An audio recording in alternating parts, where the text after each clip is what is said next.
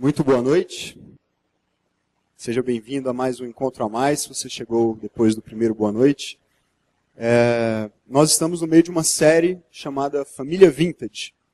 Nessa série nós estamos falando a respeito de valores, de princípios, de mandamentos de Deus para a nossa vida, que, apesar de serem bem antigos, não são antiquados. E a primeira coisa que eu quero que você ouça já, desde agora, nessa noite, é exatamente isso. Há uma diferença muito grande entre algo que é antigo e algo que é antiquado. Existem valores que existem há muito tempo, que continuam valendo para nós, continuam sendo importantes para mim e para você. E por mais que as pessoas tentem mudar isso, tentem desconstruir esses valores, dizer que isso não é importante, que isso não faz mais sentido, a desobediência, a ignorância ou desrespeito em relação a eles continuam deixando marcas profundas na vida das pessoas e na vida das famílias. Ontem eu estava num seminário, assistindo a um seminário, participando de um seminário a respeito de raça, gênero, racismo, discriminação. E de várias formas, de vários tipos, em relação a cor, em relação a sexo, várias discussões a respeito desses temas. E uma das coisas que uma das palestrantes falou, ela é uma pesquisadora renomada, doutora em Direito, Antropologia, professora da UNB.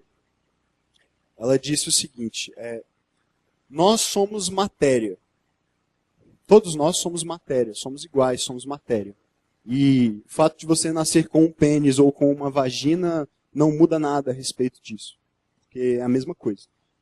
E o que define o que é um homem e o que é uma mulher é simplesmente uma tradição, uma cultura imposta por pessoas, criada por alguém. Mas que na verdade não faz a menor diferença. E eu ouvi aquilo e eu refletindo a respeito do que nós vamos falar hoje, e tem um pouco a ver com isso, não diretamente, mas tem um pouco a ver com isso, eu pensei, puxa, será que tudo que Deus estabeleceu, tudo que Deus pensou a respeito do homem, da mulher, a respeito da família, será que nós podemos simplesmente ver tudo isso ser desconstruído, destruído pelo nosso tempo, pelas pessoas que porque receberam de alguém uma posição de autoridade ou uma voz, não querem mais que isso valha, não querem mais que isso importe, e nós simplesmente vamos ouvir e concordar com essas coisas, e vamos aceitar essas coisas? Hoje nós vamos falar sobre um tema muito difícil, eu peço que você tenha muita paciência para me ouvir, muita humildade e muito amor por mim também. Para não me julgar rápido demais, espero chegar até o fim, tá bom? Aí depois você pode tacar pedra, fazer o que você quiser.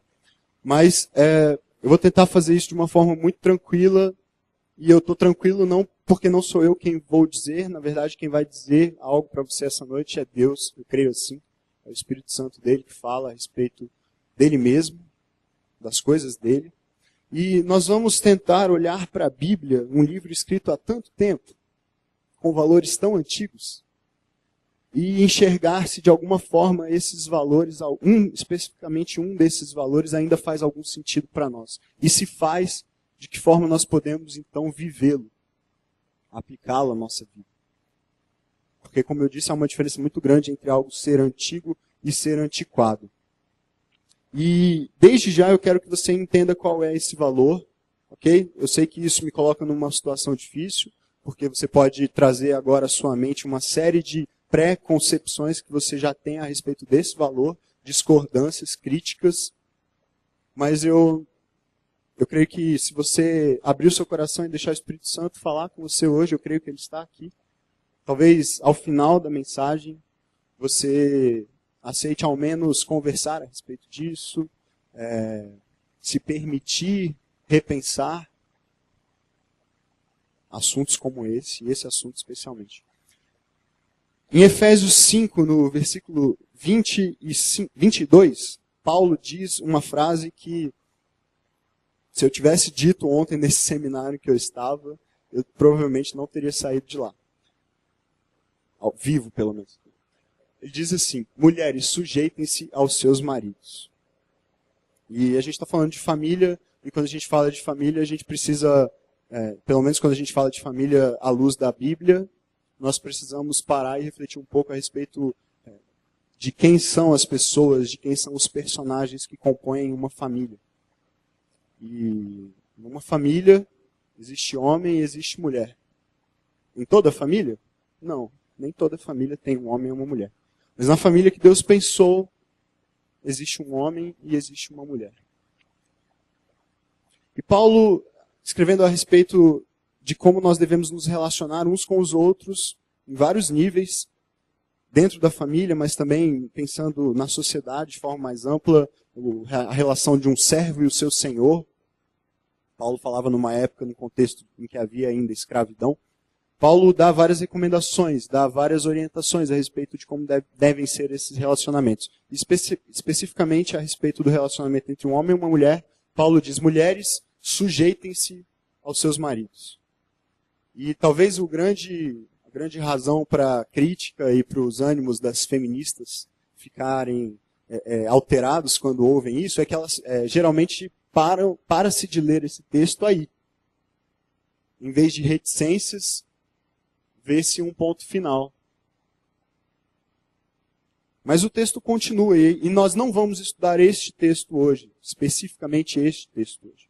Mas por que eu coloquei já de cara essa frase? Porque eu quero que você entenda que nós estamos aqui nessa conversa partindo de um pressuposto, ok? Eu não vou negar isso, eu estou partindo de um pressuposto. Eu creio na Bíblia como palavra de Deus para a minha vida.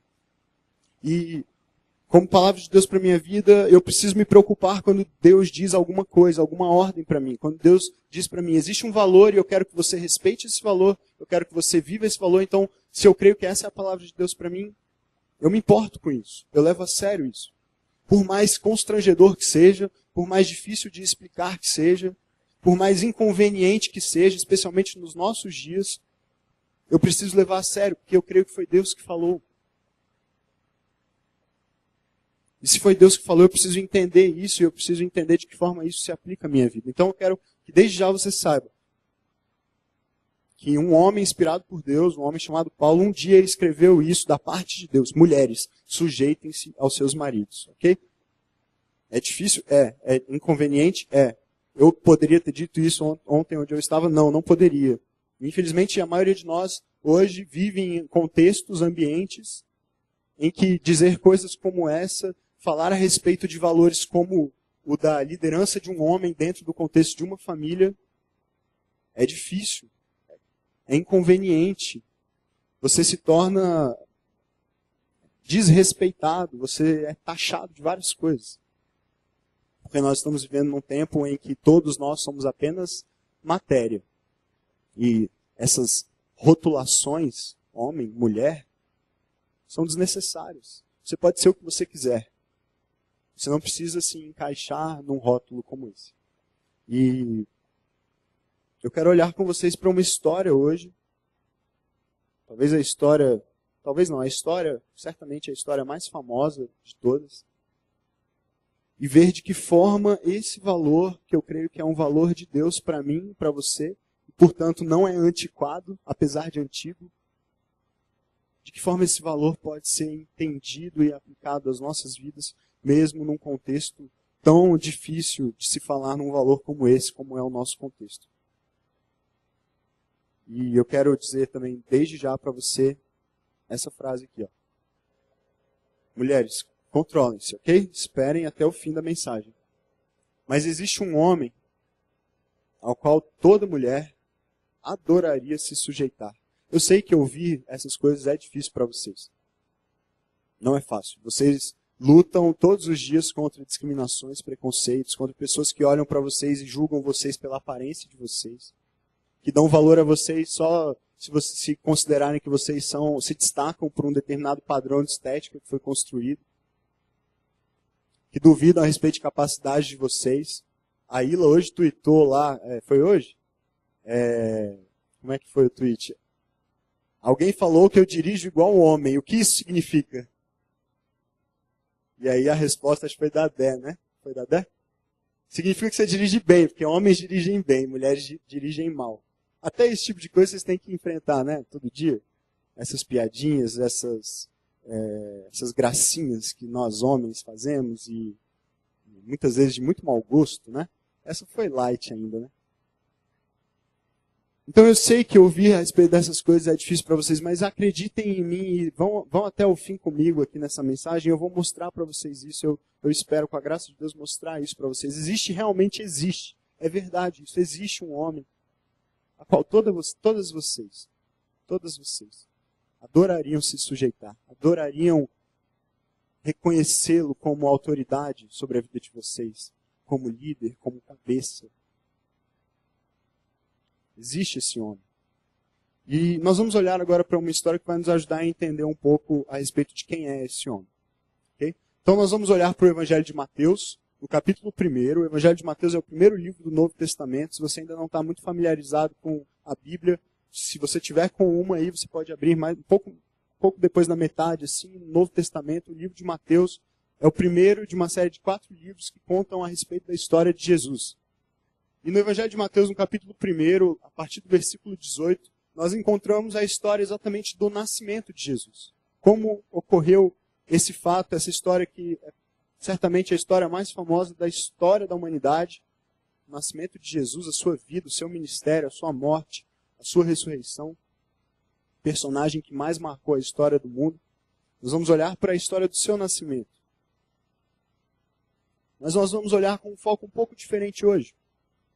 Geralmente, quando se olha para a história do nascimento de Jesus, o foco é Jesus, não é? E faz todo sentido que seja. Afinal de contas, ele é o grande personagem dessa história. Na verdade, ele não é apenas o grande personagem dessa história, mas ele é o grande personagem da história. De toda a história. Jesus mudou a história. Jesus muda a história de pessoas todos os dias. E nós precisamos sempre tê-lo como foco das nossas vidas. Mas, por um instante hoje, daqui a pouco a gente volta o foco para ele. Por um instante hoje eu quero que você leia essa história com o foco não em Jesus, mas naquele que talvez seja o personagem menos falado e menos observado nessa história. José. Vamos ler o texto e aí a gente vai falando a respeito de José. Foi assim o nascimento de Jesus Cristo. Maria, sua mãe, estava prometida em casamento a José. Ele aparece aí pela primeira vez. Mas antes que se unissem, e aí a gente pausa um pouco, só para vocês entenderem em que contexto a gente está falando. A gente está falando de um tempo, 2000 anos atrás mais ou menos, no contexto do povo de Israel, uma nação pequena, de cultura oriental, muito diferente dos nossos dias, muito diferente do que acontece hoje, século XXI, uma era pós-moderna, pós-cristã, pós-qualquer coisa, pós-gênero, pós-qualquer outra coisa que você imaginar. Nós estamos falando de um tempo em que, e numa cultura especificamente, em que um homem estar prometido a uma mulher significava muitas coisas. Significava, entre essas muitas coisas, que eles já haviam feito esse acordo, essas duas famílias já haviam feito esse acordo de casamento há muito tempo. Provavelmente desde que eles eram muito pequenos, talvez até antes deles terem nascido. Nesse momento específico, já havia uma proximidade muito grande do casamento. Já estava tudo certo, tudo combinado. José e Maria se casariam. E se guardavam até aquele momento um para o outro. E nós lemos aqui que, estando eles nessa situação, Maria prometida a José, esperando o tempo do encontro, esperando a consumação do casamento, da união entre eles, antes que eles se unissem, acontece alguma coisa. Maria achou-se grávida pelo Espírito Santo. É uma frase que chama a minha atenção. Não é curioso? Já pensou alguém, a sua esposa, se você que é casado, imagina aí, maridos. Sua esposa vira para você e fala, achei-me grávida. É uma coisa curiosa, achei-me grávida. Como assim achou-se grávida? Você não faz, né? É uma coisa meio estranha, mas como é que você descreve esse fato? É uma coisa difícil de descrever mesmo, né? Porque antes que eles se unissem, antes que eles realmente consumassem o casamento, eles estando ali noivos, na fase final de preparação, os últimos dias antes daquele grande encontro, daquele momento tão esperado, de repente, um fato novo, um fato surpreendente, inesperado, até mesmo impossível. Agora, pense você nessa situação, como você reagiria se você fosse José. Sua namorada, sua noiva, não sua esposa ainda, você não fez nada de errado, ok? Você não foi apressadinho. Vira para você e te dá essa notícia. Olha, eu me acho grávida. Eu me acho grávida. Como assim você acha? Você acha que você engordou um pouquinho? Eu também acho. Está precisando de uma dieta. Vamos controlar um pouquinho aí, né? Não vai caber no vestido. Não, eu estou grávida. Eu estou grávida. Qual seria a sua reação? De que forma você reagiria a ela? De que forma você reagiria ao burburinho das pessoas? Pensa, José, a gente tende a olhar para os personagens bíblicos como se eles fossem figuras assim, de desenhos animados ou de filmes, né? Eles não existiram mesmo. Eles existiam mesmo. Tiveram vidas normais. Sabe quanto tempo levou a gestação de Maria até Jesus nascer? Atenção, revelação. 9 meses. Pessoas normais, gente, igual você e eu, 9 meses levou. A mulher lá, 9 meses, barriguda, sem estar casada. E José andando com ela para cima, para baixo. Então, essa aqui, gente, minha noiva. Não fiz nada errado, não fiz nada fora do tempo. É o Espírito Santo. Ok. Acredita nessa aí, bonitão. Vai fundo. Tá começando bem. Ouviu todo tipo de comentário, ouviu todo tipo de piada. Você acha que todo mundo era super, né? Aqueles caras super tementes a Deus, assim, que acreditavam, não, o Espírito Santo, amém, aleluia, glória a Deus, que bênção, grávida do Espírito Santo. Será que todo mundo acreditou nessa versão, nessa história? José sabia, mas e o resto das pessoas?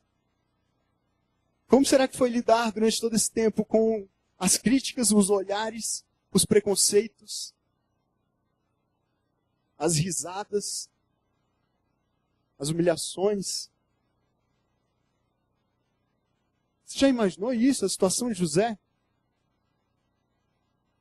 Olha só, depois o texto diz assim, ela se achou grávida. Olha o que José pensou em fazer, quando ele soube da notícia.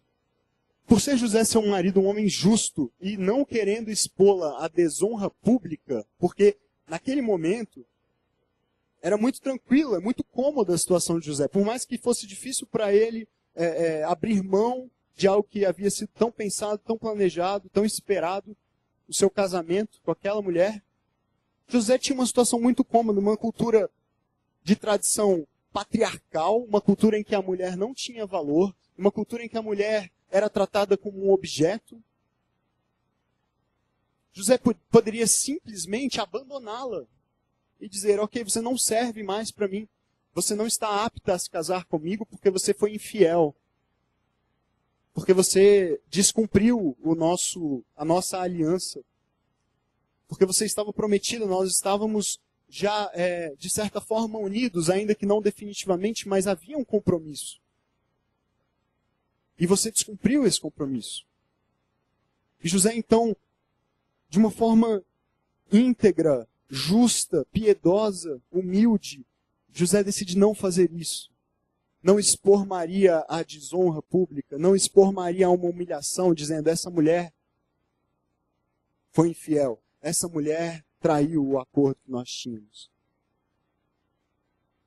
Ele teve uma ideia, ele falou, se eu simplesmente desaparecer, se eu abandoná-la sem falar para ninguém, sem contar para ninguém, se eu simplesmente sumir, pode ser que ela ainda tenha uma vida digna. Pode ser que ela encontre um novo caminho. José tinha uma preocupação verdadeira. Não consigo, não com a sua reputação, mas com a de Maria. Mas aí acontece um fato tão surpreendente quanto aquela notícia havia sido para ele.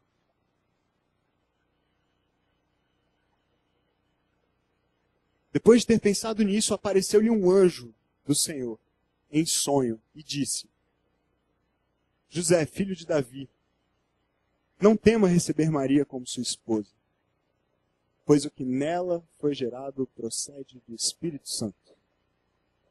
Ela dará à luz um filho, e você deverá dar-lhe o nome de Jesus, porque ele salvará o seu povo dos seus pecados. E aí o que José faz?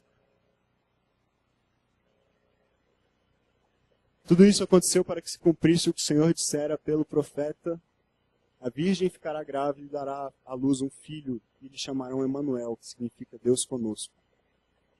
Ao acordar, José fez o que o anjo do Senhor lhe tinha ordenado e recebeu Maria como sua esposa. José tinha tudo para seguir uma vida normal, para que aquele fato não lhe afetasse praticamente em nada. Mas ele recebe uma revelação de Deus, uma revelação difícil de acreditar. É um fato inédito na história, não há registro de que isso tenha acontecido antes, nem depois.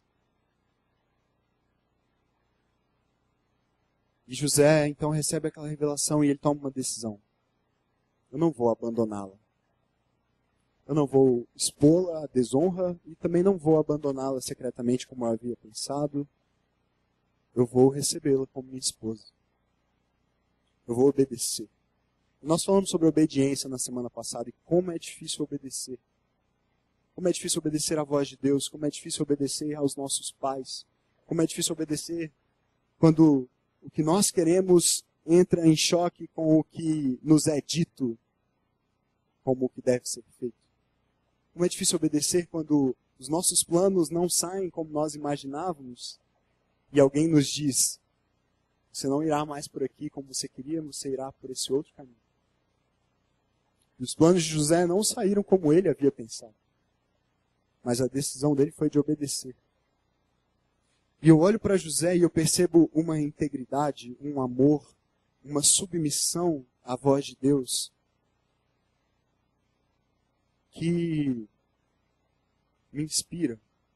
Porque muitas vezes eu olho para mim mesmo e me vejo em situações em que eu preciso obedecer, mas a minha vontade não é obedecer. E muitas vezes, infelizmente, eu acabo não obedecendo e colho os frutos da minha desobediência. E José, mesmo diante de toda a circunstância de uma cultura que, se hoje nós pensamos que vivemos uma cultura machista, numa cultura que discrimina mulheres, numa cultura em que a mulher é menosprezada ou desvalorizada, puxa, o tempo de José, muito, muito, muito pior. Mas mesmo naquele momento, naquelas circunstâncias, sendo alvo dos olhares, das críticas, das risadas, das piadas, José obedece e recebe Maria como sua esposa. E o que isso tem a ver com sujeição da mulher ao homem? O que isso tem a ver com uma mulher ser submissa ao seu marido? O que isso tem a ver? É porque quando eu olho para a vida de José e quando eu olho para o exemplo dele, para a postura dele, de antes obedecer a Deus e de assumir a sua posição como marido, eu entendo que é assim também com a gente, sabe?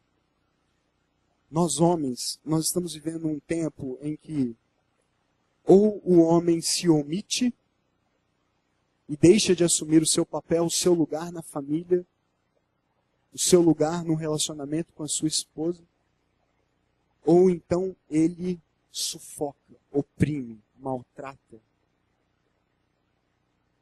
anula a sua esposa. Infelizmente nós temos ouvido todos os dias, notícias de separação ou de casais em crise. E quando nós conversamos, quando nós tentamos aconselhar, quando nós tentamos chegar perto do coração das pessoas e entender o que está acontecendo, nós percebemos que há muitos homens que têm se omitido, que não têm assumido a sua posição, que não têm assumido o seu lugar, que têm negligenciado o chamado de Deus para a sua vida, de ser o cabeça da sua família, de amar sua esposa como Cristo amou a igreja, que é o que o texto de Paulo continua dizendo. Mulheres, sujeitem-se aos seus maridos como Cristo é Senhor da igreja. E homens, amem as suas mulheres como Cristo amou essa mesma igreja. Homens que têm negligenciado esse chamado.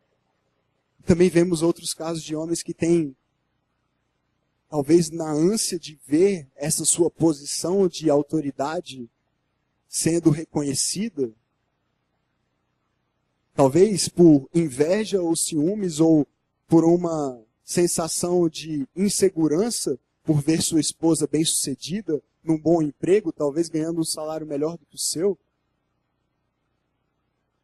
e ele mesmo não obtendo o sucesso que ele gostaria de obter, aí assume a postura de anulá-la, de oprimi-la, de impedir que ela fale, impedir que ela seja ouvida, impedir que ela se sinta cuidada, abraçada, valorizada, respeitada.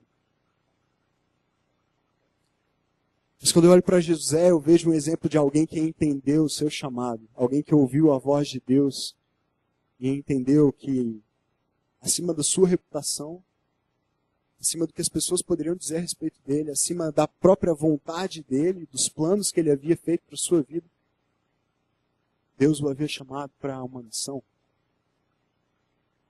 que envolvia um casamento, que envolvia assumir a sua posição naquele relacionamento.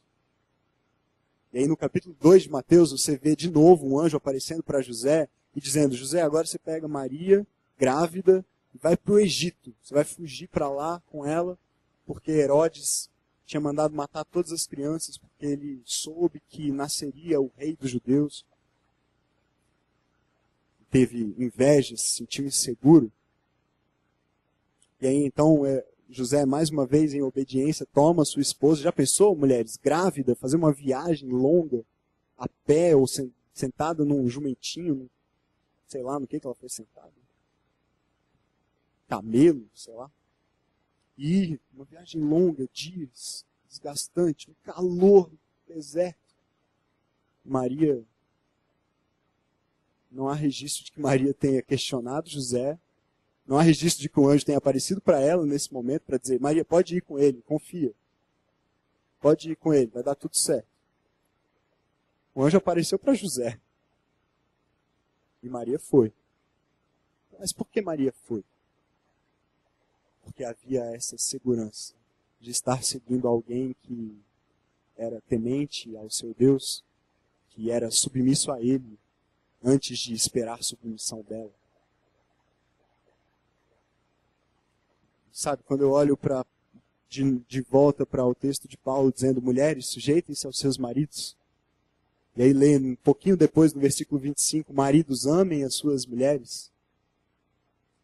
Eu percebo que nós precisamos, homens, entender uma coisa. Quando há inspiração, a submissão é pacífica. Quando há inspiração, isso traz paz à submissão, à sujeição. Quando uma mulher é inspirada por um marido que se parece com Jesus, ela se submete. Ela se sujeita. Ela tem prazer em ser cuidada por ele. Ela tem prazer em ser amada por ele. O que é difícil para uma mulher é se sujeitar a um marido que não tem nada a ver com Jesus. A um homem que não se parece com Jesus. A um homem que não ouve a voz de Jesus e obedece. A um homem que não se relaciona com Jesus. É difícil se sujeitar a um homem assim. Mas quando há inspiração, quando uma esposa consegue olhar para o seu marido e se sentir inspirada por ele, a se aproximar ainda mais do seu Salvador, aí então há prazer e paz na submissão, na sujeição. Eu sei que é difícil falar sobre essas coisas, especialmente no tempo que nós estamos vivendo. É muito difícil falar em família, é muito difícil falar em qualquer assunto que seja inconveniente, que seja politicamente incorreto. Porque afinal de contas as mulheres lutaram tanto para ser iguais. Mas sabe, ser igual não significa anular as diferenças. Para você ser igual, você não precisa ignorar o que você tem de diferente de alguém. Ao contrário.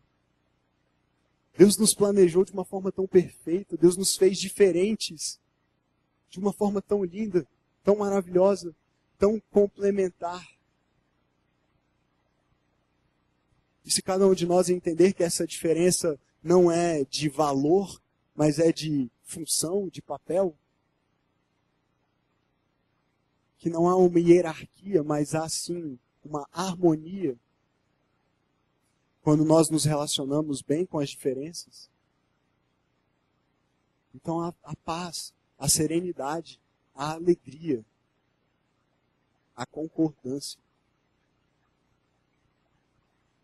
Sabe, meu coração ontem se enchia de angústia e tristeza ao ouvir aquela palestra, ao ouvir aquelas coisas, porque eu pensava assim, puxa, mas tantas lutas válidas, legítimas, tanto tempo, tanto sofrimento pelas diferenças que são indevidas mesmo, desvalorização, humilhação, preconceito.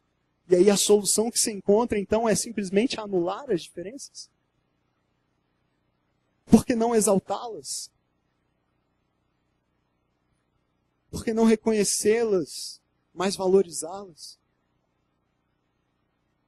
Mulher, você é diferente mesmo de um homem, não tente ser igual a ele. Tente ser a melhor mulher. Tente ser a mulher de acordo com o caráter de Cristo. Homem, você é homem, foi criado por Deus assim. Busque ser o melhor homem que você possa ser. Busque ser o homem mais parecido com o caráter de Cristo. Isso não significa ser insensível, isso não significa ser bruto, isso não significa ser grosso, não tem nada a ver com isso. Tem a ver com assumir a responsabilidade do seu chamado para liderar a sua família. Tem um texto, tem um livro chamado Talmud. Esse livro é composto de comentários de rabinos, mestres da lei judaica, a respeito dos textos do Antigo Testamento. E eles liam o texto do Antigo Testamento e faziam suas anotações, seus comentários. E a compilação disso se tornou então esse livro chamado Talmud. E quando os rabinos judaicos comentam a criação da mulher, em Gênesis, sabe o que eles escrevem? A mulher foi tirada da costela do homem. Foi feita da costela do homem. Não dos pés para ser pisada, nem da cabeça para ser superior, mas do lado, para ser igual. Debaixo do braço, para ser protegida, e do lado do coração, para ser amado. Eu creio num Deus que ama a família. Eu creio num Deus que nos chama para viver uma vida em família perfeita, harmoniosa, pacífica, bem encaixada, bem resolvida, em que cada um sabe qual é o seu lugar, cada um sabe qual é o seu chamado, cada um sabe qual é a sua missão. Cada um cumpre essa missão não de forma pesada, oprimida, mas de forma feliz, leve, harmoniosa. Porque entendeu que não há uma questão de hierarquia, mas há sim uma harmonia perfeita na criação de Deus. E existe um homem ao qual realmente toda mulher adoraria se sujeitar.